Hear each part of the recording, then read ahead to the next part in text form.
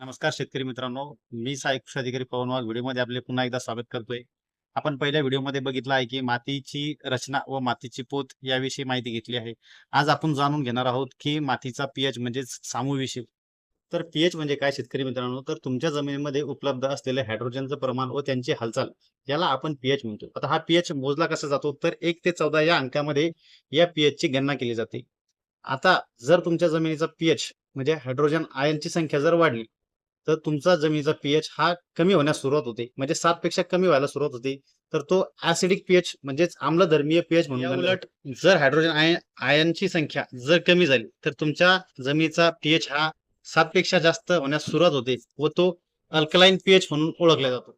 चला तर मंडळी, तुमच्या या 2 गोष्टींवरून लक्षात आलेच असेल की ॲसिडिक पीएच काय आहे व अल्कलाईन पीएच काय आहे. मग आता तुमच्या मनात प्रश्न येईल की आपल्या पिकासाठी पीएच चांगला कुठला आहे? तर जो पीएच 6 पासून ते 7 पर्यंत जो पीएच आहे, तो प्रत्येक पिकांसाठी व आपण देणाऱ्या खतांसाठी हा योग्य मानला जातो.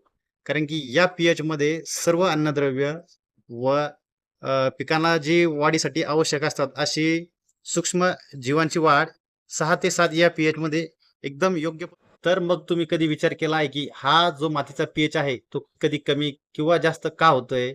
तर तो होतोय आपण वापरत असलेल्या चुकीच्या खतामुळे व चुकीच्या पद्धतीमुळे. माहिती नसताना आपण जी खतं पिकांना देतो त्याचा विपरीत परिणाम काय होतोय? तर ज्यावेळेस आपण एखादे खत जसे की युरिया, अमोनियम सल्फेट यांचा शेतामध्ये जर वारंवार वापर केला, तर जमिनीचा पीएच हा तुमचा कमी होण्यास सुरुवात होतो व याचा विपरीत परिणाम असा होतोय की जे जमिनीमध्ये तुमचे अन्नद्रव्य आहे जसे की फॉस्फरस आहे, कॅल्शियम आहे, मॅग्नेशियम आहे, यांची जी उपलब्धता आहे ही पिकांना कमी होण्यास सुरुवात होते किंवा मिळतच नाही. उपाय काय आहे? तर माती परीक्षण. अजूनही वेळ आहे आपल्याकडे की आपण माती परीक्षण ही आता करू शकतोय. याने काय होईल? तर तुम्हाला तुमच्या जमिनीचा पीएच किती आहे हे एकदम बरोबर ओळखता येईल व त्यानुसार तुम्हाला तुमच्या जमिनीमध्ये कुठली खते द्यायची व किती प्रमाणात द्यायची याचं प्रमाणही तुम्हाला व्यवस्थित कळेल. तर आता जाणून घेऊया की मातीचा पीएच किती असल्यानंतर कुठली अन्नद्रव्ये ही त्याला योग्य प्रमाणात मिळतात.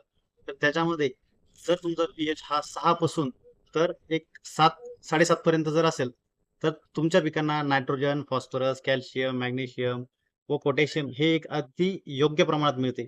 तसंच जर तुमचा पीएच हा 8च्या वरती जर जात असेल, तर पिकांना मॉलिब्डेनियम हा जो अन्नद्रव्य आहे, हा एकदम योग्य प्रमाणात पिकांना मिळतो व जसा पीएच हा तुमचा कमी होत जाईल, 5 पासून कमी होत जाईल, त्यावेळेस तुम्हाला कॅल्शियम व कॉपरचे प्रमाण हे पिकांना योग्य प्रमाणात मिळते.